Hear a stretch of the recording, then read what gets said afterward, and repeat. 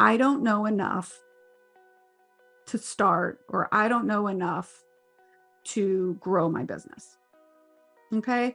Now, what I hear when I hear that from people is I'm worried about failing. I'm a perfectionist.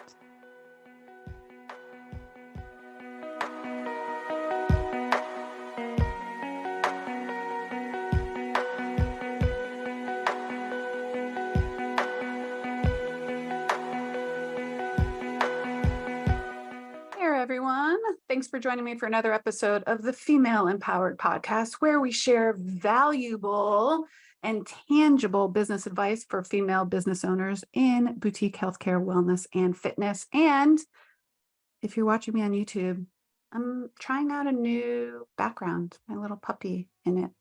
So anyways, if you didn't know, I have a YouTube channel where you can watch these videos, and I think I'm losing my arm as I figure out how to use this virtual background. So what do? Do I lean back? Maybe that's it. No, I'm going like half.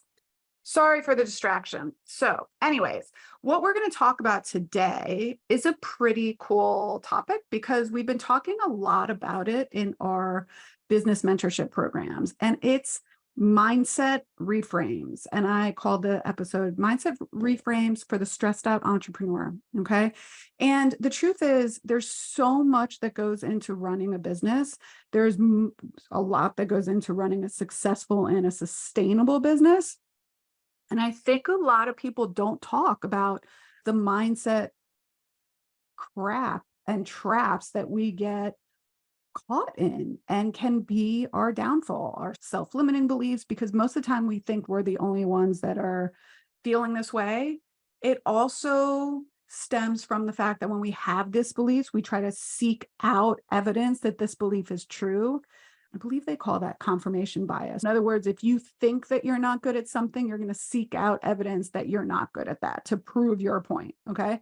So what I wanted to do today is I put together a lot of the, I think, mindset traps that I hear from business owners and stuff that I've had myself in this industry, growing to the seven figures where we are with Pilates in the Grove today, and also things that come up frequently in our business trainings and mentorship programs, and even just randomly when we're talking to people. So I hope you listen to this episode, because what I'm going to do is I'm going to tell you the ones that I hear often, and then I'm going to break down what I think is incorrect and how we can shift that mindset trap into something that's more positive for us. Okay. So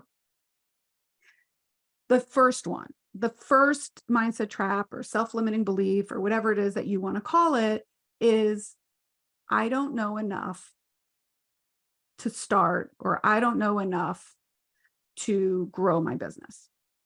Okay. Now, what I hear when I hear that from people is I'm worried about failing. I'm a perfectionist. I am not sure that I will succeed, and therefore I will not take the risk. I am not comfortable with failure. I am not comfortable with being outside the box. The reframe, I would say, is every successful business owner started somewhere.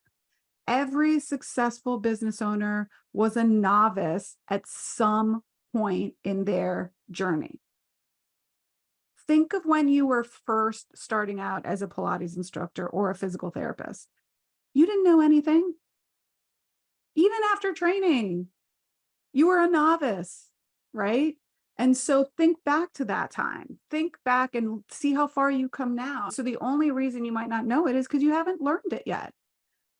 When you first rode a bike, you fell. I'm quite certain of it. Or when you first started walking, we fell a lot. Luckily, we were close to the ground at the time. But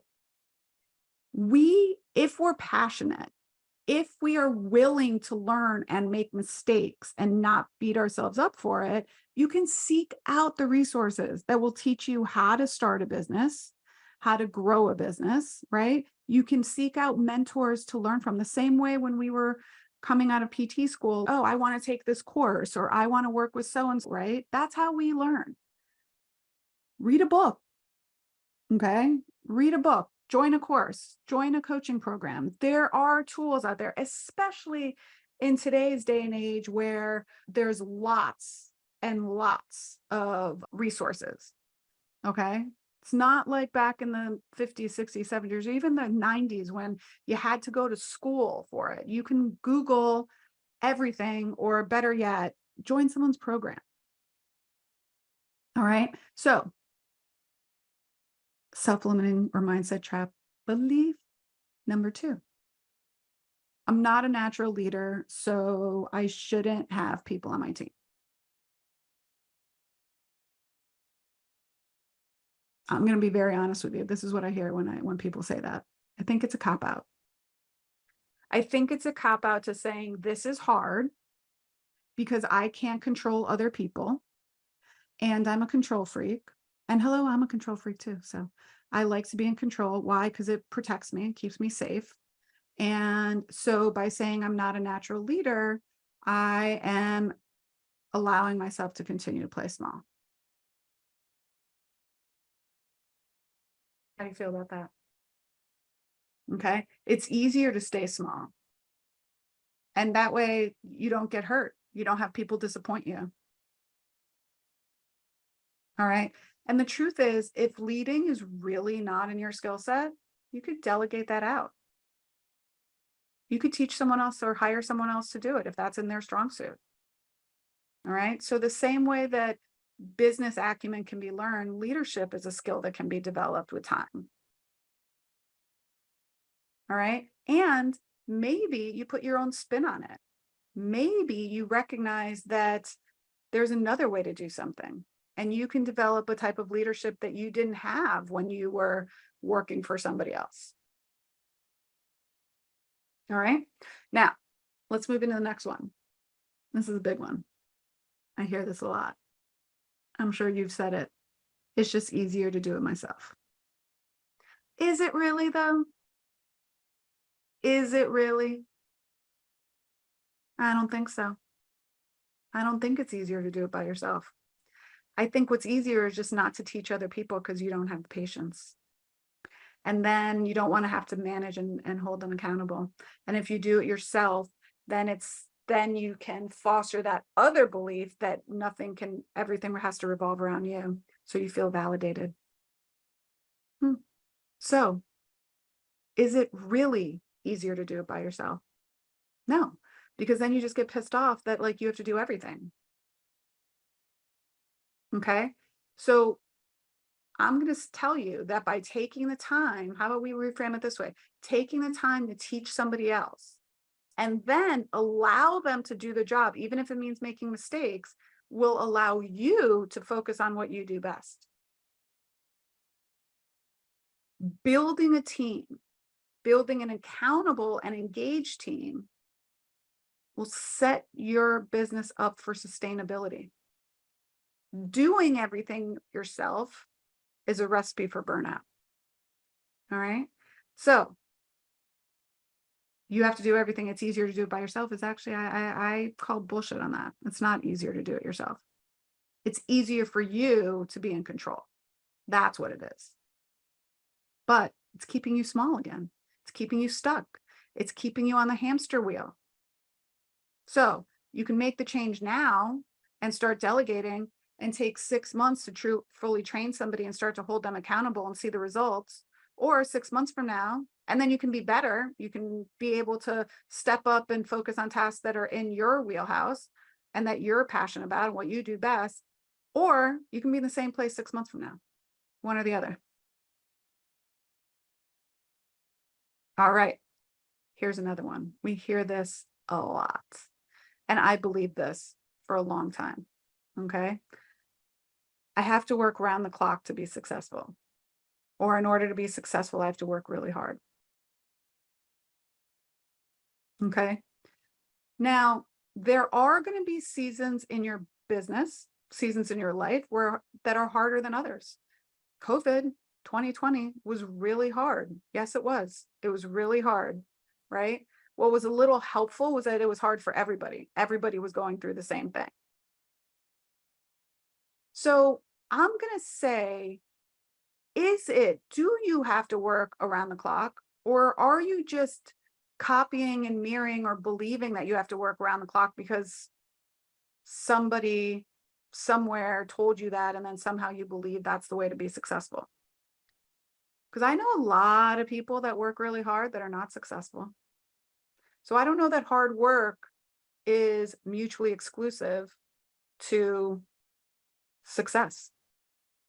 I don't think so. I don't think it is. Okay.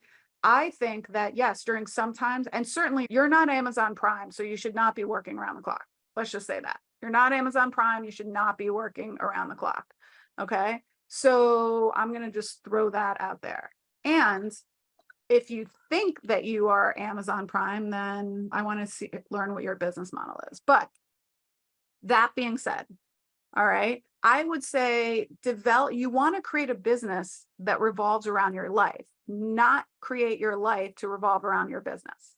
So if you set that up from the beginning and understand, I'm doing this to myself, I am creating the situation where I have to work around the clock. Okay, that's me. I'm creating that. So it's your belief. You don't have to. What if you shut your phone off at 5 p.m., turned off the computer? What would really happen? Why don't you try that? Try that for a month. You're not going to do anything for work after 5 o'clock p.m. or 6 o'clock p.m., whatever's comfortable, and see if it really makes a difference or not. All right. All right. Here's another one. We just heard this. We just had this big conversation in our inner circle about this the other day. I want to delegate, but I don't have people that are ready to step up. Again, I think that's a cop-out. What I hear is that you're just not really ready to handle having to manage people, okay, or to hold people accountable, which is uncomfortable for a lot of us. That's what I hear. Okay. Or you believe that maybe they're going to want a lot of money. That's not always the case. Some people just like the agency. Some people like the responsibility. Some people like to take work off of your plate and they're really good at it. Okay. So teaching people the skills, right? Allowing them to grow and innovate strengthens your business. It strengthens your business. It helps them. It helps you. All right. So maybe you don't have anybody that's ready to step up, but I would encourage you to look. Do you? What are some things you can look for? Are they communicative? Do they go above and beyond? Are they eager to help? How are they with taking feedback? Have a conversations. Maybe they're not, but maybe they are. Okay. So you could have people that are really ready to step up into more of a leadership role.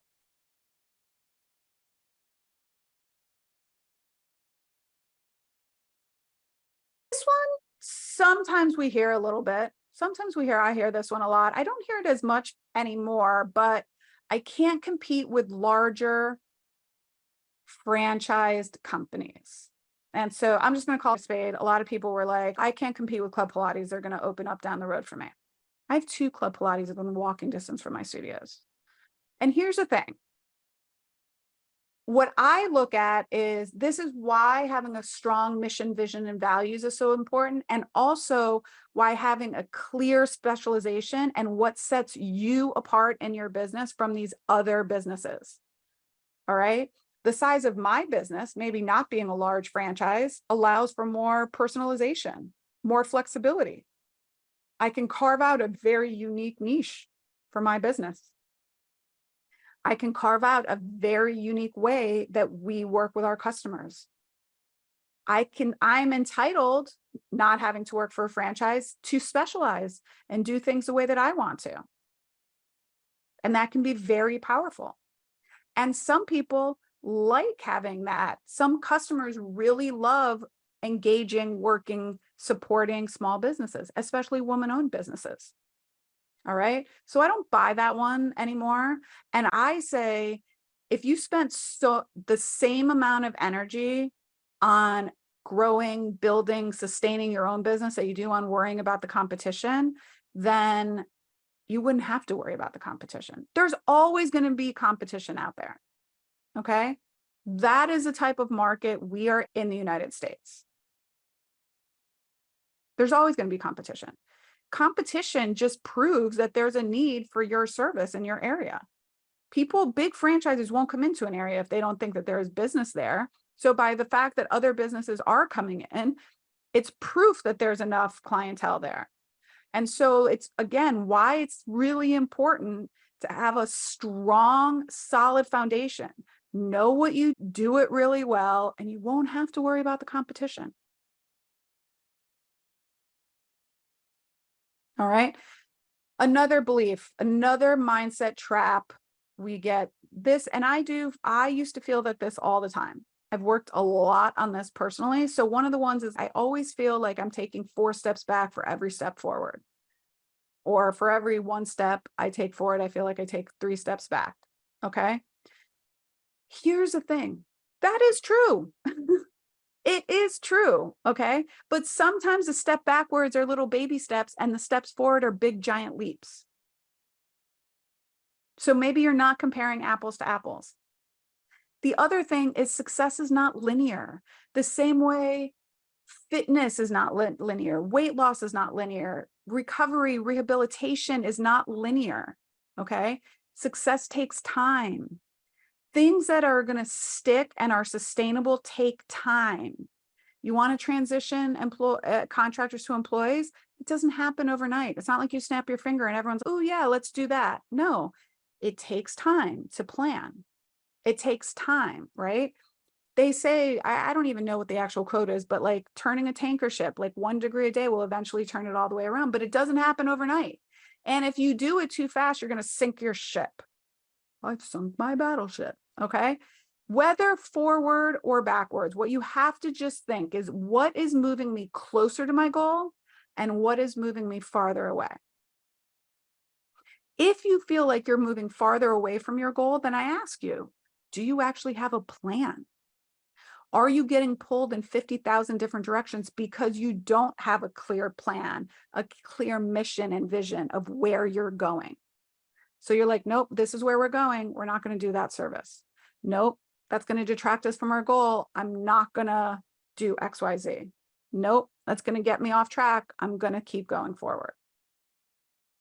So I ask you, is it really that you're taking steps backward, or is it really that you're not focused enough on moving forward and hence you get pulled in a bunch of different directions?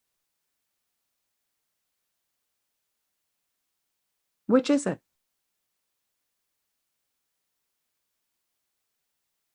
All right, the last one. I'm not good at sales. I can't sell. We hear this a lot. Sometimes we don't hear it from the owners because owners usually are like, no, I'm good. I can sell ice to an Eskimo. I understand the model. I understand what we're selling more than anyone. We hear this sometimes from instructors or staff. Now, here's what I tell people. You feel uncomfortable selling because you're focused on making a sale. You're focused on the wrong thing. You're focused on the outcome. Instead of focusing on the outcome, what we want to focus on is the value that we're giving someone. So when I talk to clients about signing up for our memberships or even signing up for the mentorships that I do for coaching, for business coaching, I just start connecting with them. I am telling them, this is what I have to offer you. And I'm confident in that. And I know because I have proven my process really well. We're confident that the services we offer at Pilates in the Grove are ideal for a specific type of clientele. And I'm confident when I say that. Okay. So instead of focusing on the outcome, I'm focusing on what I can control, which is the delivery of value. So I'm just focusing on how can I present the best possible conversation of how I can help you, how we can provide what it is that you're looking for so that the customer can make the best decision possible. And that's it. That's all I focus on. That's my job. My job is to articulate it It's the other person's job to decide if they want to buy it or not. So when people say I'm not good at sales, I like to say, which part of the sale are you focusing on? Okay. They're about focusing on the outcome. All right. Instead of focusing on the outcome, focus on the relationship building, the connection that you're creating, the delivery of value. And that is what your job is. That's it. That's what your job is. All right. Like I said, mindset is one of the biggest things we work on with the female founders in our inner circle, which is our high touch mentorship program. Because once you reach a certain level, we as business owners become the bottleneck of the business, our own self-limiting beliefs, mainly that I have to do everything myself. I don't understand my numbers. I don't understand how to hire people. Why aren't they being accountable? We have to look inward at that. And dealing with the mindset stuff is tough.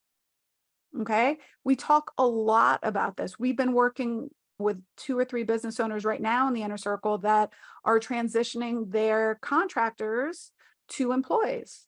And that's just not like tomorrow where everyone's going to be employed. No, you have to create buy-in. There is a process. How are you going to decide what to pay them? How are you going to decide what conversations to have with them? How do you get over the feeling bad about doing what's right for your business? In the inner circle and also in FitBiz Foundations, but we really tackle these difficult conversations. We tackle these mindset traps and offer the support and accountability that the women business owners need to move forward, to move the needle in their business, right? To go from that like mania of, oh my God, this is so good, to all of a sudden being like, why the fuck did I get 25 cancellations this week? All right. It's not you. It's them. Break up with that. It's not me. It's you. All right.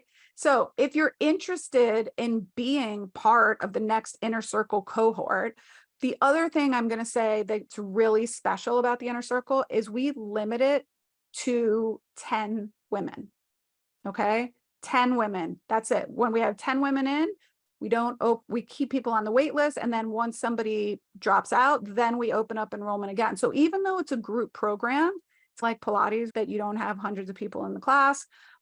You have 6, 8, 7 reformers. It's the same for the inner circle. So you have 10 women in the group, which is large enough to have the community feel, but small enough to get real individualized attention. The women get access to one-on-one coaching and calls and support every month, plus all of the group coaching calls that they get. So if you are a female business owner in boutique healthcare and wellness, Pilates studios, yoga studios, bar, gym owners, cash-based physical therapy practices, or any combination of the above, and you have already surpassed 6 figures in your business, and you want to continue to grow, by systematizing your processes, hiring a team, learning how to delegate and hold other people accountable, and get rid of your mindset traps so that you can step back from the day-to-day operations while your business continues to grow in revenue, in profitability, then I invite you to go to www.kristagurka.com/mentorship.